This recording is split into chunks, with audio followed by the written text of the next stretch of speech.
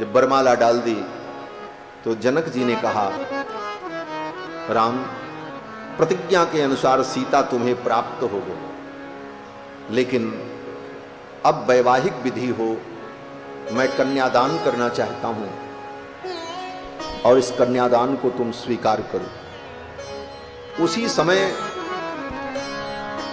श्री जनक जी महाराज कन्यादान करने के लिए उद्यत हुए, लेकिन श्री राम जी ने मना कर दिया। राम जी ने कहा, मैं कन्यादान नहीं लूंगा। जनक जी ने कहा, यह धनुष तोड़ने की प्रतिज्ञा थी, आपने धनुष तोड़ा, अब तो आपको कन्यादान लेना ही है, आप इस कन्यादान को स्वीकार करो। यहां पर राम जी की मर्यादा देखो। मैं बार बार कहता हूं, राम जी के चरित्र से मर्यादा सीखो, और विशेष करके आज के युवा पीढ़ी के उन बच्चों के लिए इस मर्यादा को समझना चाहिए।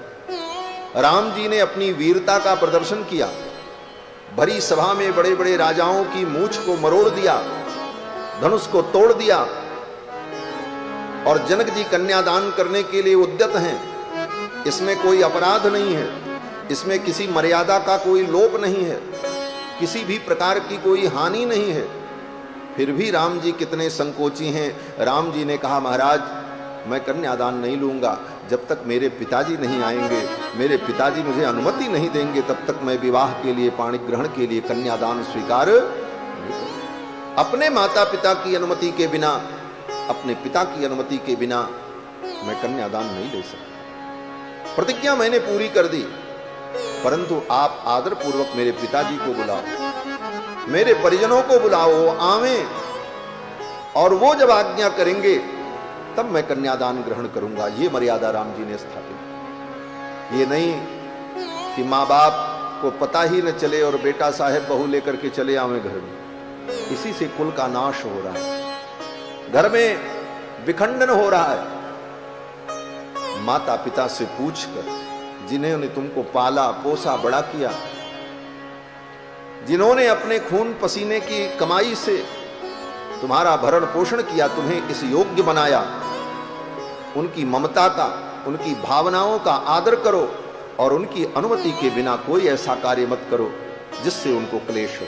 ये मर्यादा है, और ये मर्यादा जब रहती है तभी गृहस्थ रूपी संस्था चलती है। ये गृहस्थ एक संस्था है, और इसके जो विधान हैं वो विधान जीवन में पालन नहीं होंगे तो ये गृहस्थ संस्था टूट जाएगी, घर का कोई मतलब ही नहीं रह जाएगा। जिसको जो मन करे वही करे, जो जिसको अच्छा लगे, फिर तो ये मानव जीवन नहीं, पशु का जीवन होगा। जैसे पशु को जो समझ में आता वही करता, पशु का मन किया तो उठ करके चल दिया, मन किया तो बैठ गया, उसका जहां मन किया जो करने का वही करता रहा। तो पशु का जीवन मनमाना जीवन है, और मनुष्य का जीवन तो शास्त्र के अनुसार होना चाहिए। इसीलिए आचार्यों ने कहा, मतयो यत्र गच्छन्ति तत्र गच्छन्ति बानरा। बानर, बानर क्या है? पशु है, बंदर। और बंदर कैसे करता है, क्या करता है? कहते हैं मतयो यत्र गच्छन्ति, उसकी मति जहां जाती है वही करता। उसका मन किया तो इस पेड़ से उस पेड़ पर कूद गया, मन किया तो इस डाली से उस डाली पर चला गया। तो वो मन के हिसाब से चलता है। मतयो यत्र गच्छन्ति तत्र गच्छन्ति बानराः, और श्रुतयो यत्र गच्छन्ति तत्र गच्छन्ति मानवाः। और श्रुति और शास्त्र जो कहता है उस हिसाब से मानव को चलना चाहिए। मानव और बंदर में, नर और बानर में यही अंतर होना चाहिए। बानर तो अपनी मति से चलता है, लेकिन नर, बोले नर को श्रुति के अनुसार, शास्त्र के अनुसार चलना चाहिए। ये मर्यादा राम जी ने बनाई। और जब राम जी ने ऐसा कहा तो जनक जी महाराज बड़े प्रसन्न हुए। ये कथा यहां पर नहीं है, लेकिन रामायण में ही, वाल्मीकि रामायण में, जब राम जी वन की यात्रा पर चले तो चित्रकूट से आगे जब भगवान अत्रि मुनि के आश्रम में पहुंचे तो अत्रि मुनि की पत्नी अनसुया ने जानकी जी से पूछा, बेटी तुम्हारा विवाह इनके साथ कैसे हुआ? उस प्रसंग में जानकी जी ने अपने विवाह की संपूर्ण कथा अत्रि महर्षि की पत्नी अनुसूया को सुनाई। और उस प्रसंग में जानकी जी ने बताया कि मेरे रघुनंदन कितने शील निधान हैं, कितनी मर्यादा का ख्याल रखते हैं कि मेरे पिता जब उस समय कन्यादान करने चले तो इन्होंने मना कर दिया कि जब तक मेरे पिताजी नहीं आएंगे तब तक मैं कन्यादान स्वीकार नहीं करूंगा। अब तो जनक जी महाराज बड़े प्रसन्न हुए और जनक जी ने दूतों को बुलाया। पत्रिका लिखी गई अयोध्या के लिए और दूत लोग पत्रिका लेकर के अयोध्या के लिए चल पड़े। तीव्रगामी अश्व पर बैठकर दूत लोग मिथिला से जब अयोध्या के लिए चले तो 3 दिन 3 रात्रि में चल करके वे दूत लोग अयोध्या पहुंचे। त्रिरात्रमुषिता मार्गे तेयोध्याम प्राविशन पुरी। 3 दिन 3 रात्रि चल करके दूत लोग अयोध्या में पहुंचे और श्री दशरथ जी के दरबार में गए। जब श्री दशरथ जी को पता चला कि मिथिला से दूत आए हैं और पुत्रों का संदेश लेकर के आए हैं, दशरथ जी महाराज का रोम रोम हर्षित हो गया। इतने दिनों बाद आज मेरे राम का संदेश मुझे मिल रहा है, क्योंकि उस जमाने में मोबाइल फोन और फेसबुक व्हाट्सएप तो नहीं था कि तुरंत की लोकेशन पता चल जाती। विश्वामित्र जी लेकर के गए तो गए, अब जब आएंगे अथवा कोई सूचना आएगी तब जानकारी हो। आज इतने दिनों बाद जब दूत आए और दूतों ने कहा हम आपके पुत्र का संदेश लेकर के आए हैं मिथिलापुरी से, दशरथ जी का रोम रोम हर्षित हो गया, आंखें डबडबा गईं। दशरथ जी महाराज भूल गए कि मैं राजा हूं। राजा का एक प्रोटोकॉल होता है, किससे कैसे मिलना है, किसको कितना रिस्पेक्ट देना है, किसके साथ कैसा व्यवहार करना है, तभी उसकी मर्यादा रहती है। लेकिन प्रेम में सारी मर्यादाएं छूट जाती हैं। वो प्रेम नहीं होता जिसमें मर्यादा बची रह जाए। प्रेम में तो सारी मर्यादाएं धराशायी हो जाती। इसीलिए भक्तों ने कहा है, चाखा चाहे प्रेम रस, राखा चाहे मान, एक म्यान में 2 खड़ग देखी सुनी न कान। एक म्यान में 2 तलवार नहीं रहती। जिस समय मान होगा तो प्रेम तिरोहित हो जाएगा, और जब प्रेम का प्राकट्य होगा तो मान तिरोहित हो जाता है। दशरथ जी महाराज प्रेम में भूल गए और स्वयं उठ करके दौड़ पड़े उन दूतों का स्वागत करने के लिए। अब राजा चक्रवर्ती सम्राट एक दूत के लिए दौड़े, लेकिन प्रेम में विभोर होकर दशरथ जी महाराज अपने आसन से उठ गए और स्वयं आगे जाकर के उन दूतों का स्वागत किया, आओ। और ये नहीं कहा दूतों आओ। संबोधन कितना सुंदर। दशरथ जी कहते हैं भैया आओ। भैया कहा, एक चक्रवर्ती सम्राट एक दूत को भैया कह करके संबोधन करते हैं। भैया कहूँ कुशल 2 बारे, तुमनी के निज नयन निहारे। भैया कहूँ कुशल 2 बारे, तुमनी के निज नयन निहारे। तुमनी के निज नयन निहारे। तुमनी के निज नयन निहारे। उन दूतों को भैया कह करके संबोधित किया दशरथ जी ने और कहा कि भैया कहु कुशल 2 बारे। हे भैया बताओ, मेरे दोनों बालक कुशल से तो हैं। भैया कहु कुशल 2 बारे। दूतों ने कहा महाराज वो कुशल से हैं, आनंद से हैं, उनके दर्शन से लोगों का मंगल होता है। मैं उन्हीं का संदेश लेकर के आया हूं। तो दशरथ जी ने कहा मेरे बेटों को देखा है तुमने, उन्हीं के पास से आ रहे हो? दूतों ने कहा महाराज हमने देखा है। लेकिन दशरथ जी का प्रेम देखो। दशरथ जी कहते हैं अपनी आंखों से तुमने देखा है कि सुनी बात कर रहे हो? दूतों ने कहा महाराज हमने अपनी आंखों से देखा है आपके पुत्रों को। दशरथ जी कहते हैं तुम नीके निज नयन निहारे, अपनी आंखों से तुमने देखा है मेरे बालकों को? दूतों ने कहा हाँ महाराज। और दूतों ने सारी बात बताई कि आपके पुत्र श्री रघुनंदन ने मिथिला में जनक जी की प्रतिज्ञा को पूर्ण किया, धनुष तोड़ दिया और अब उनका श्री जानकी जी के साथ विवाह होगा। हम ये पत्रिका लेकर के आए। दूतों ने पत्रिका दी। दशरथ जी महाराज पत्रिका लेकर के बांचने चले और जो ही पत्रिका बांचने चले आंख में आंसू आ गए। दशरथ जी डर गए कि कहीं मेरे आंखों के ये आंसू पत्रिका पर टपक गए तो इसमें जो लिखावट है वो बिगड़ जाएगी, फिर तो पूरा संदेश मैं पढ़ नहीं पाऊंगा। इसलिए हाथ कांपने लगे और उन्होंने वो संदेश दूतों को दे दिया, कहा तुम ही पढ़ करके सुना। फिर दूत तो मिथिला के थे, बड़े प्रेमी थे। दूतों ने उस पत्रिका के भाव को गा करके सुनाया। एक बड़ा सुंदर पद है हमारे बक्सर के परम पूज्य वैकुंठवासी पूज्य श्री मामा जी महाराज श्री नारायण दास जी भक्तमाली जी, भगवान के परम भक्त हुए, उनकी रचना है। उन दूतों ने जो पत्र को गा करके सुनाया उसके भाव कितने सुंदर हैं। बड़ा सुंदर पद है। दूत लोग कहते हैं कि हम तो पाती लेके आवत बानी पार से, राजा जनक दरबार से ना। भोजपुरी भाषा में है। हम तो पाती लेके आवत बानी पार से, राजा जनक दरबार से ना। हम तो पाती लेके आवत बानी पार से, राजा जनक दरबार से ना। राजा जनक दरबार से ना। हमरा करवा जनक नगरिया, राजा अली भूप दुअरिया। हमरा घरवा जनक नगरिया, राजा अली भूप दुअरिया।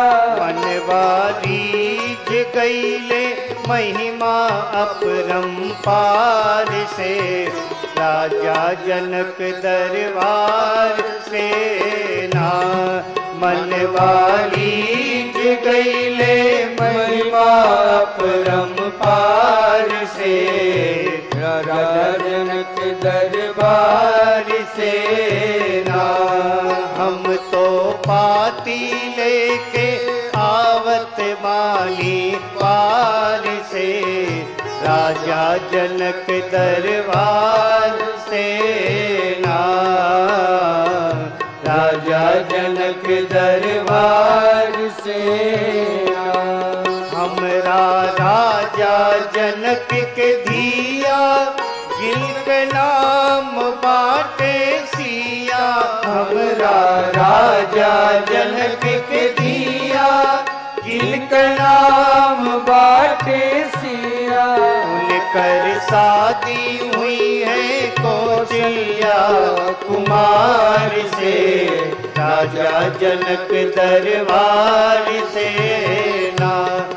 उनकर शादी हुई है कौशल्या कुमार से, राजा जनक दरबार से ना। हम तो पाती लेके आवत माली पार से, राजा जनक दरबार से ना। राजा जनक दरबार से। दूतों ने कहा हमारे राजा जो महाराज जनक हैं, राजा जनक के धिया, धिया माने बेटी, इसीलिए हमारे यहाँ कहते हैं धिया पूता। धिया पूता का मतलब बेटी बेटा। तो दूत ने कहा हमारा राजा जनक के धिया माने हमारे राजा जनक की बेटी, जिनकर नाम बाटे सिया, जिनका नाम सिया है, किशोरी है, जानकी। उनकर शादी हुई है कौशल्या कुमार से, उनका विवाह कौशल्या कुमार रघुनंदन से होगा। तो दशरथ जी ने कहा यह शादी कैसे तय हो गई, इतने जल्दी ये शादी का कार्यक्रम कैसे तय हो गया। तो दूतों ने कहा महाराज हमारे राजा जनक ने एक प्रतिज्ञा की कि जो धनुष तोड़ेगा उसके साथ मैं अपनी बेटी का विवाह करूंगा। बड़े बड़े राजा आए और सब बैठे रहे, प्रयास किया लेकिन किसी से धनुष टूटा नहीं, लेकिन आपके रघुनंदन ने उस धनुष को तोड़ दिया, इसलिए अब हमारी जानकी का विवाह आपके कुमार रघुनंदन के साथ होगा। ये सब पत्रिका में दूतों ने गा गा करके बताया। अब तो दशरथ जी महाराज बड़े प्रसन्न हुए। दशरथ जी तो चाहते ही थे कि मेरे बेटों का ब्याह हो जाए। कल की कथा में सुना था कितनी चिंता थी दशरथ जी को, और वही चिंता दूर करने के लिए विश्वामित्र आए थे, और जाते ही पहला समाचार विवाह का ही मिला दशरथ जी। राम जी गए और इतने दिनों बाद उनका जो संदेश आया तो विवाह की ही चर्चा सुनी। दशरथ जी बड़े प्रसन्न हुए। अब तो दशरथ जी सोचने लगे मैं क्या करूं, कौन सी तैयारी करूं। तो दूतों ने कहा महाराज पत्रिका में बहुत ज्यादा नहीं लिखा हुआ, पत्रिका में तो थोड़ी सी बात लिखी है, लेकिन आप एक काम करो। बोले क्या करें? बोले जल्दी से हाथी घोड़े तैयार करो और मिथिला के लिए आप प्रस्थान करो। पाती कल बाटे थोड़ा, जल्दी साजी हाथी घोड़ा। पाती कल बाटे थोड़ा, जल्दी साजी हाथी घोड़ा। पाती कल बाटे थोड़ा, जल्दी साजी हाथी घोड़ा। पाती कल बाटे थोड़ा, जल्दी साजी हाथी घोड़ा। विनती करत बानी कर जोरी सरकार से, राजा जनक दरबार से ना। विनती करत बानी कर जोरी सरकार से, राजा जनक दरबार से ना। हम तो पाती लेके आवत बानी पार से, राजा जनक दरबार से ना।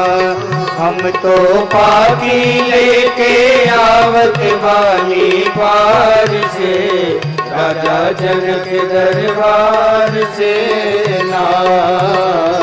राजा जनक दरबार से ना, राजा जनक दरबार से ना। दूतों ने कहा पाती लिखल बाटे थोड़ा, जल्दी साजी हाथी घोड़ा। विनती करत बानी करजोरी सरकार से, आपसे विनती है कि आप हाथी घोड़े तैयार करो और मिथिला के लिए प्रस्थान करो। गुरुदेव वशिष्ठ बुलाए गए। गुरुदेव वशिष्ठ से निवेदन किया। सुंदर मुहूर्त में बारात सज करके तैयार हुई।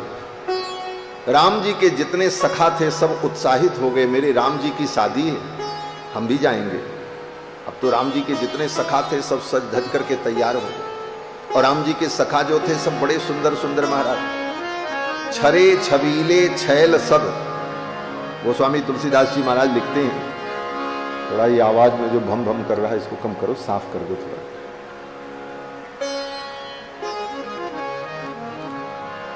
क्लियर आवाज आओ। भगवान श्री राम के जितने सखा हैं सब छरे छबीले छैल सब सूर सुजान नवीन, सब सज धज करके तैयार हो गए। भैया भरत और शत्रुघ्न ने सखाओं का नेतृत्व किया और जितने श्रेष्ठ जन थे उनका नेतृत्व दशरथ जी महाराज करने लगे। और जितने ऋषि मुनि महात्मा लोग आए थे, क्योंकि राम जी के विवाह में तो सबको सम्मिलित होना था, तो उन ऋषि मुनियों का नेतृत्व गुरुदेव वशिष्ठ कर रहे थे। बारात सज करके तैयार हो गई और मंगल बेला में बारात अयोध्या से मिथिला के लिए प्रस्थान करती। जब बारात चली तो जितने प्रकार के मंगल थे वो सब मंगल अपने आप प्रकट हो गए। मंगल का मतलब शुभ शकुन। जब हम यात्रा पर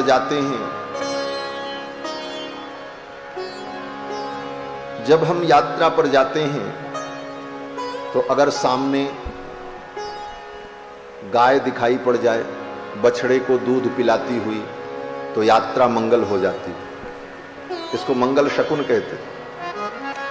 यात्रा में आप चलो और कोई सौभाग्यवती स्त्री, सुहागन स्त्री श्रृंगार किए हुए सामने आ जाए तो सौभाग्यवती स्त्री को देखने से यात्रा मंगलमयी हो जाती। कोई ब्राह्मण वेद की पुस्तक लेकर, धर्म ग्रंथ को लेकर के आ रहे हों तो उन विप्र का दर्शन करने से यात्रा मंगलमयी हो जाती। आकाश में अगर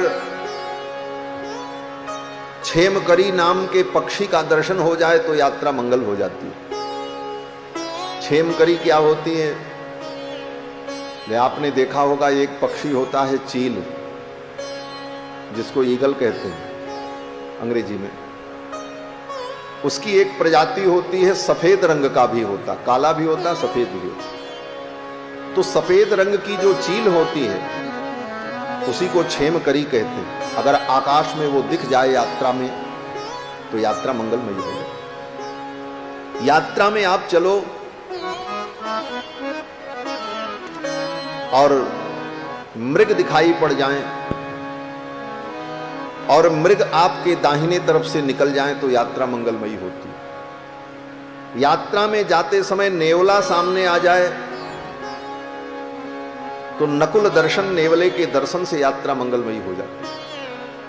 यात्रा में जाते समय लोमड़ी दिखाई पड़ जाए तो लोमड़ी के देखने से भी यात्रा मंगलमयी हो जाती है। ये जितने मंगल थे ये सब मंगल राम जी के विवाह में प्रकट हो गए। रामायण में तुलसीदास जी ने लिखा, ये सब मंगल अपने आप होने लगे। क्यों होने लगे? बोले इन सब मंगलों ने विचार किया कि राम जी के विवाह में हम जाएंगे तो हम भी सार्थक हो जाएंगे, हम चरितार्थ हो जाएंगे। क्यों? बोले कभी कभी ये मंगल निरर्थक भी हो जाते हैं, क्योंकि जीव के प्रारब्ध के अनुसार, जीव के कर्मों के अनुसार कभी कभी ये मंगल कमजोर पड़ जाते हैं। इन मंगलों का प्रभाव नहीं हो पाता और जो अमंगल होना होता है वो हो जाता है, दुर्घटनाएं हो जाती हैं। कारण बोले उस जीव के प्रारब्ध और कर्म के अनुसार मंगल भी शक्तिहीन हो जाते हैं। इसलिए लोग कभी कभी कहते हैं अरे इन सब चीजों से कुछ नहीं होता, जा तो रहे थे, बहुत शुभ किया था, सारे मंगल पंत्र पढ़ करके गए थे, लेकिन जाने के बाद तो ऐसा हो गया।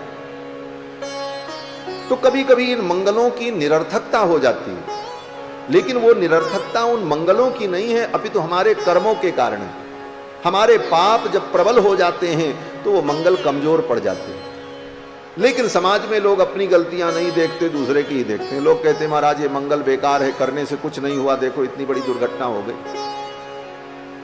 तो उन मंगलों ने विचार किया कि राम जी के विवाह में हम चलें। बाकी दुनिया के लोगों के ब्याह शादी में तो हम बहुत जाते हैं, लेकिन हमारी लोग आलोचना भी करते हैं, कभी कभी हमारी निंदा भी होती, लेकिन राम जी के विवाह में जाएंगे तो हम सार्थक हो जाएंगे।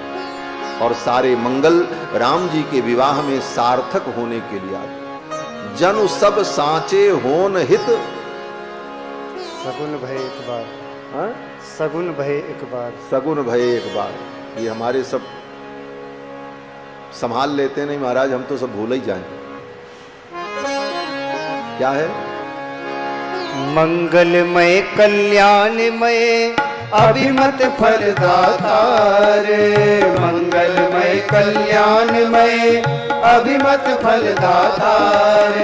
जन सब साचे हो निहित भय सगुन एक बार, जन सब साचे हो निहित भय सगुन एक बार। हाँ भय सगुन एक बार, हाँ भय सगुन एक बार। श्री गोस्वामी जी महाराज कहते हैं जनु सब साचे होन हित भये सगुन एक बार। सारे सगुन एक साथ प्रकट हो गए। और कौन कौन से सगुन प्रकट हुए? गोस्वामी जी महाराज ने कई चौपाइयों में वर्णन किया है, अर्थ मैंने पहले बता दिया है, चौपाई हम गा देते हैं। बनई न बरनत बनी बराता, बनई न बरनत बनी बराता, होहि सगुन सुंदर शुभ दाता, होई सगुन सुंदर शुभ जाता, सानुकूल बहत्र विद बयारी, सानुकूल बहत्र विद बयारी, सघट सवाल आब बर नारी, सगट सवाल आव बर नारी, लोबा फिर दरस दिखावा, लोहा फिर दर्श दिखावा, सुर भी सन्मुख शिशु ही पियावा, सुर भी सन्मुख शिशु ही पियावा, मृगमाला फिर दाहिन आई, मृगमाला फिर दाहिने आई, मंगल गण जनु दीन दिखाई, मंगल गण जनु दीन दिखाई, क्षेम करी कह क्षेम विषेखी, क्षेम करी का क्षेम विषेकी, श्यामा बाम सुतर पर देखी, श्यामा बाम सुतर पर देखी, सन्मुख आयो दधि अरुमीना, सन्मुख आयो दधि अरुमीना, कर पुस्तक दुई विप्र प्रवीणा, कर पुस्तक दुई विप्र प्रवीणा, मंगलमय कल्याणमय अभिमत फलदातार, मंगलमय कल्याणमय अभिफल फलदातार, जनु सब साचे होने थे भय सगुन एक बार, जनु सब साचे होने थे भय सगुन एक बार, हाँ भय सगुन एक बार, भय सगुन एक बार। मंगल भवन के मंगलमय विवाह में सारे मंगल अपनी मंगलता को सिद्ध करने के लिए प्रकट हुए।